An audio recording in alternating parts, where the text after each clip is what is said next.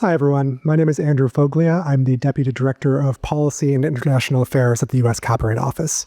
Today, I'm going to talk about the office's role in advising Congress on AI policy, and in particular, about a report we issued last July on digital replicas. So, beginning in 2023, we undertook an AI initiative that included registration guidance, public listening sessions, educational webinars, and meetings with many stakeholders. All that work went into a notice of inquiry we published in August of 2023, posing 30-odd questions on various topics relating to AI and copyright, including the use of copyrighted works to train AI models, the copyrightability of AI outputs, liability for AI outputs that infringe copyright, and licensing considerations, among other things. So, reflecting the enormous public interest in this topic, we received over 10,000 comments in response to the notice of inquiry. Our commenters included award-winning authors, individual artists, technology companies, even a middle school classroom. They came from all 50 states and over 60 countries around the world. We spent much of last winter reading those comments one by one. And we also announced that we would be issuing a report in multiple parts covering some of the issues in the notice of inquiry. And last July, we published the first part of that report. This part concerned, and I'm sorry, I'm having trouble with the clicker again, but this part concerned digital replicas, also called deepfakes, which most of you probably know are audio recordings, images, et cetera, that have been digitally manipulated or created to realistically but falsely represent an individual. And our top-line recommendation in this report was that Congress should pass a new law establishing a new right protecting all individuals from knowing unauthorized distributions of their digital replicas. We made this recommendation for 3 reasons.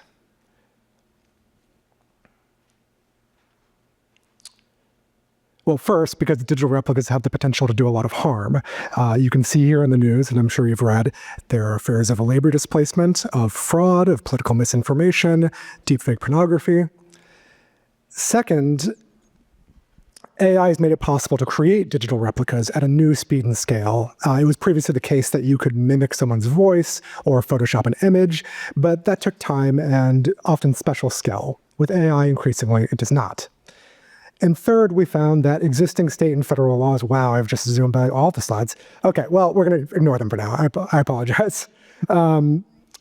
Existing state and federal laws are not sufficient to meet the new speed and scale of the problem. To be clear, state and federal law do have protections in these areas. State laws, usually what are called rights and publicity, have some protections.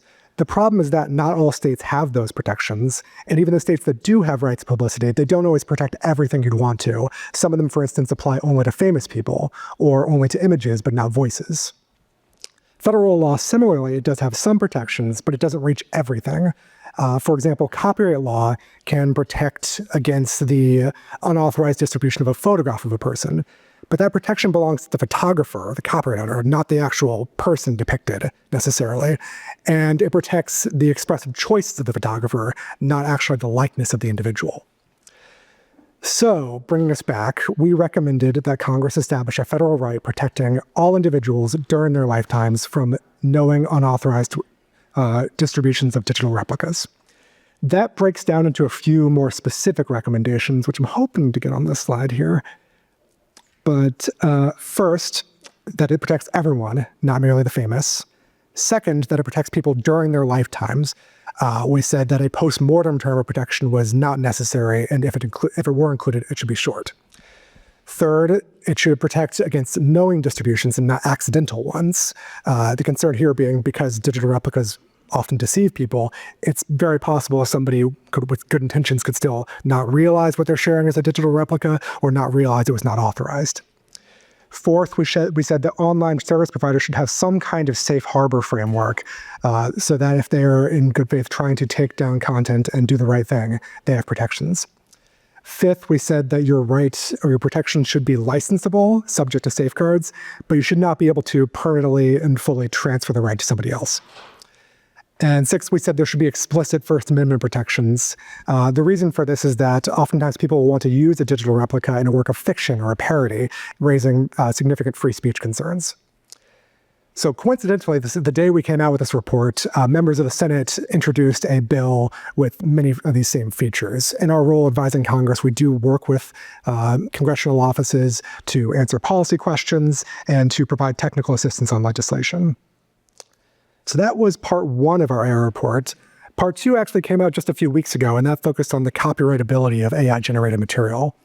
Part 3, still to come, will focus on the use of copyrighted work to train AI models, on allocation of liability for infringing outputs, and licensing considerations. Thanks very much.